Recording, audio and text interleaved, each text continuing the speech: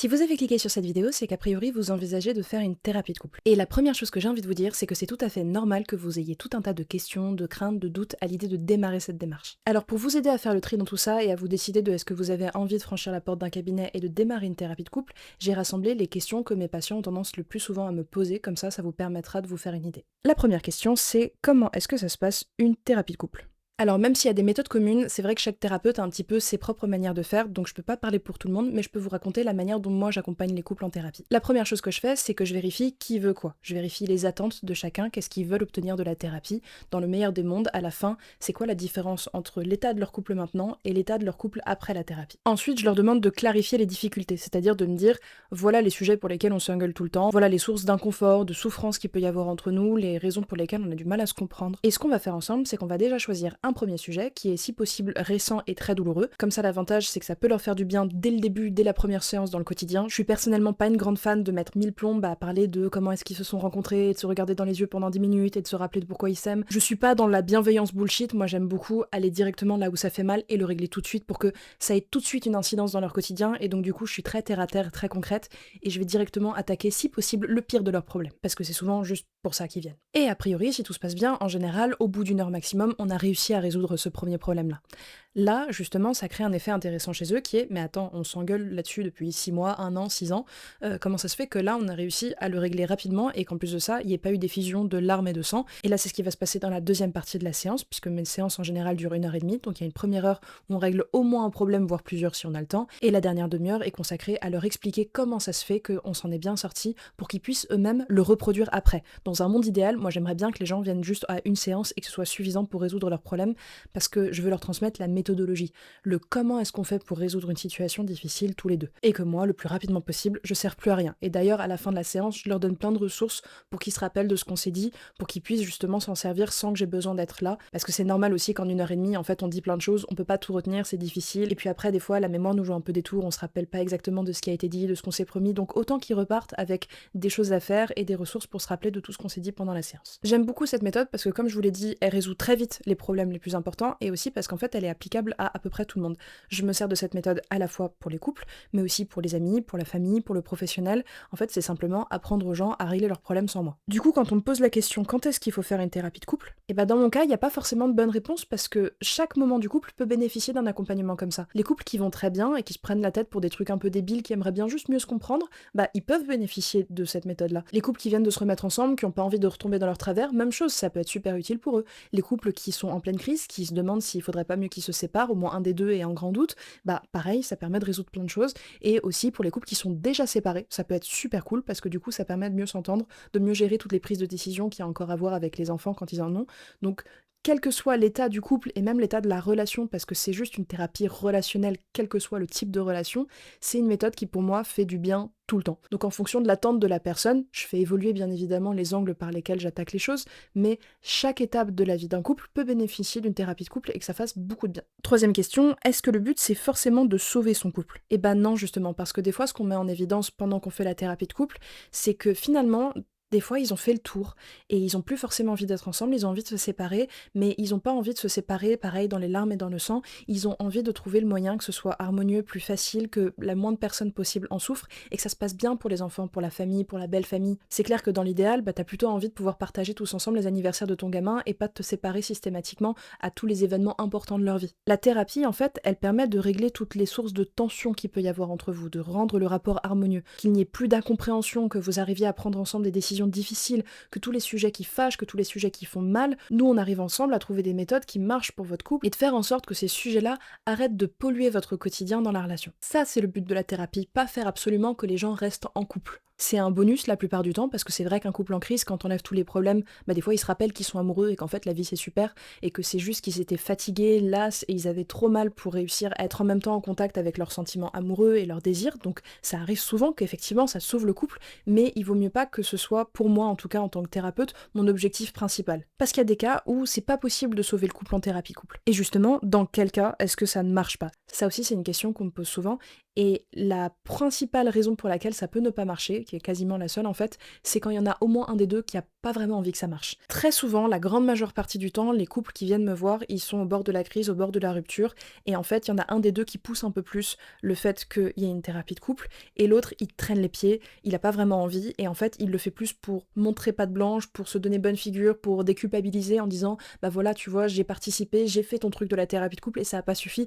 Mais en fait, la personne a déjà un pied dehors et elle a pas envie que ça s'arrange. Et donc du coup, le problème, c'est que quoi qu'on trouve ensemble, la personne risque de saboter. Elle risque de ne pas effectuer tous les efforts et tous les tentatives d'exercice qu'on va pouvoir mettre ensemble pour que ça fonctionne. Et donc du coup, ça crée beaucoup de ressentiments, beaucoup de déceptions, et parfois même ça peut empirer les choses. Donc c'est pour ça que la première chose que je demande à mes patients, c'est ce que je vous ai dit au début, c'est de vérifier leurs attentes, c'est de savoir qu'est-ce qu'ils veulent. Et des fois, il y en a qui savent pas ce qu'ils veulent. Et donc, c'est le premier truc qu'on fait ensemble, c'est de vérifier, ok, comme vous savez pas, on va vérifier ça tout de suite, parce que sinon, ça sert à rien qu'on avance. Et des fois, ça met en valeur le fait que non, ils ont envie de se séparer, ils savent juste pas comment faire, ils ont pas envie de faire du mal à l'autre personne, et donc ils ont du mal à assumer le fait qu'ils ont pas envie. Et ça va être le travail de la thérapie, c'est de faire en sorte que justement, encore une fois, il y ait le moins de souffrance possible pour l'un comme pour l'autre, et il y ait la relation la plus harmonieuse possible. Et finalement, quand on arrive à obtenir ça, quand on arrive à opérer que les deux collaborent, même si c'est dans le cadre d'une séparation, ils ont eu la sensation que la thérapie a fonctionné quand même, parce qu'elle a quand même donné qu'à la fin, ils se sentent mieux.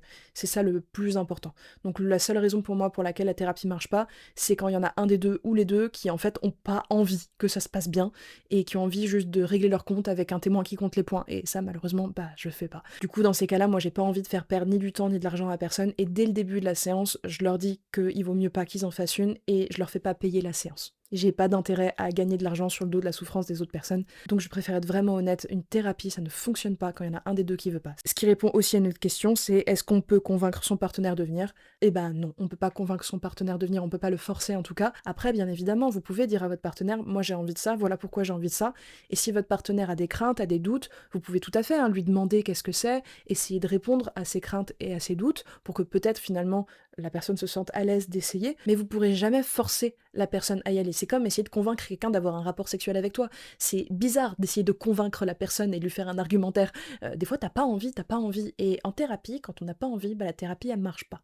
D'ailleurs, il y a quelques mois, je vous avais fait une vidéo sur qu'est-ce qui fait qu'une thérapie peut ne pas fonctionner, donc si jamais ça vous intéresse, je vous mettrai le lien quelque part là-haut. Et il y a un autre truc sur lequel je pense que c'est très important que j'insiste, c'est que souvent on me pose la question de est-ce que le thérapeute ou la thérapeute va prendre parti pour l'un ou pour l'autre et risquer de nous juger. Alors je peux pas vous promettre à 100% que personne va vous juger ou que moi je vais pas vous juger, parce qu'on vit pas dans le pays des bisounours et que tout le monde juge. Maintenant, ce qui est sûr, c'est que si jamais vous avez un thérapeute ou une thérapeute en face de vous qui est dans le jugement de manière frontale avec vous, qui critique ouvertement ce qui est important pour vous, qui prend parti pour l'un ou pour l'autre, en fait ça risque de pas être une bonne thérapie, parce qu'on a besoin d'être neutre, nous, malgré notre jugement. Bien sûr que ça m'arrive de pas être d'accord avec mes patients, de pas avoir le même avis qu'eux sur des convictions religieuses, politiques, la manière d'éduquer les enfants, les ambitions qu'ils peuvent avoir dans la vie, mais en fait, ça n'a rien à foutre là-dedans. Mon avis, il n'engage que moi, ça ne parle que de ma vie perso. Moi, je vais pas pioncer avec eux dans leur lit le soir, donc mon avis, on s'en carre. Si un de mes patients me dit ça, c'est important pour moi, bah c'est important, c'est tout.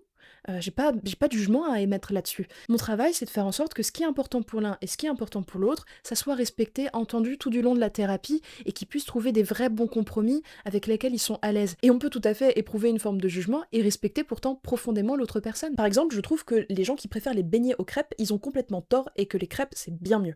Maintenant, est-ce que ça veut dire que je juge profondément tous les gens qui aiment les beignets? Non, on n'est juste pas d'accord, mais ça veut pas dire pour autant que j'ai raison. Ça veut dire que les beignets c'est mieux pour eux et que les crêpes c'est mieux pour moi. Et donc c'est vraiment important pour moi que mes patients se sentent respectés d'un bout à l'autre. Je vais pas faire semblant d'être d'accord avec eux tout le temps, je vais pas les noyer dans une espèce de fausse bienveillance aveugle qui serait en fait juste de l'hypocrisie. Je veux être honnête avec eux, et il y a des moments dans lesquels justement on rigole de nos différences, on met ça sur le tapis, on s'en amuse, parce que c'est aussi une des parts du travail. Dans leur couple, il va souvent y avoir des moments où mes patients, ils se comprennent pas, et ils ont du mal vraiment à accepter que l'autre puisse être à ce point différent d'eux. Donc je suis obligée de montrer l'exemple et de leur montrer combien moi, alors que je suis à 1000 lieues de ce qu'ils peuvent penser, imaginer, et bah pour autant je les respecte et je peux quand même trouver des solutions pour eux. Et donc ça veut dire qu'ils sont capables de le faire entre eux. Coucou, c'est la Marie du montage. Je viens de réaliser qu'il y a un truc que j'ai oublié de dire vis-à-vis du fait de prendre parti ou pas dans les thérapies de couple, c'est que vous en faites pas, je sais que vos 2 versions, elles sont fausses et donc du coup, je vais pas prendre parti. Pas parce que, je m'en fous de votre histoire, mais juste parce que je sais que vos versions, elles sont tordues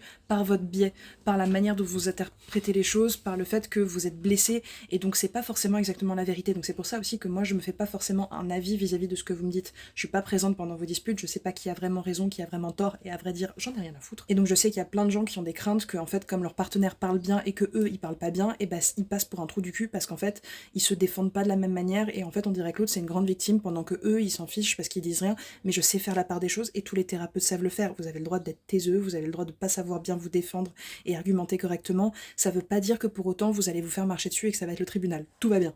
Et pour moi, en fait, c'est ça, ne pas prendre parti et ne pas juger. En fait, c'est admettre profondément la manière dont, malgré moi, je juge et je prends parti, et le poser au milieu de la pièce pour que surtout ça ne les influence pas et que je puisse justement garder ma neutralité dans la manière dont je les conseille et que eux puissent garder leur libre arbitre et que d'un bout à l'autre, en fait, ça leur appartienne. Mon intérêt premier, c'est de faire en sorte que les couples que j'accompagne, ils soient autonomes. Et comme je vous le disais tout à l'heure, mon grand rêve, c'est qu'ils viennent juste une fois et que ce soit suffisant. D'ailleurs, c'est souvent le cas que mes thérapies de couple, elles sont hyper rapides parce qu'en fait, en 2-3 séances, ils ont compris la méthode. On a réglé les sujets les plus difficiles ensemble et eux, ils savent comment faire pour que ça fonctionne à l'avenir. Ils ont mieux compris comment fonctionne leur partenaire, ils ont mieux compris comment trouver des compromis, les exercices que je leur donne, ça les aide au quotidien. Et puis à la rigueur, j'ai des couples qui reviennent me voir une fois tous les 6 mois juste parce que ça leur fait du bien d'avoir un terrain neutre dans lequel ils savent qu'ils vont pouvoir dire des choses sans que ça crie, sans que ça prenne des proportions parce que moi je suis là pour faire le garde-fou. Et en même temps, ils sont contents parce que moi, des idées, j'en ai 13 à la douzaine et donc c'est sûr qu'on va finir par trouver des trucs qui marchent ensemble. Donc pour la dernière question de combien de temps est-ce que ça dure une thérapie de couple, eh bah ça dépend. Il y a des gens pour qui c'est une séance, il y a des gens pour qui c'est 5, il y a des gens qui viennent me revoir tous les ans et donc il n'y a pas vraiment de durée, c'est juste que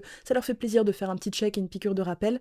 Mais globalement, je dirais que c'est plutôt dans le spectre de la thérapie courte parce qu'en 2-3 séances, ils ont normalement toutes les clés pour que ça fonctionne. J'espère que toutes les réponses que je vous ai données là, ça répond à vos questions, mais si vous en avez d'autres, n'hésitez pas à les mettre dans les commentaires, comme ça me permettra d'y répondre aussi, ou bien si vous voulez, vous pouvez me contacter directement. Je vous mettrai le lien de mon site internet dans la description et vous aurez mes contacts dessus.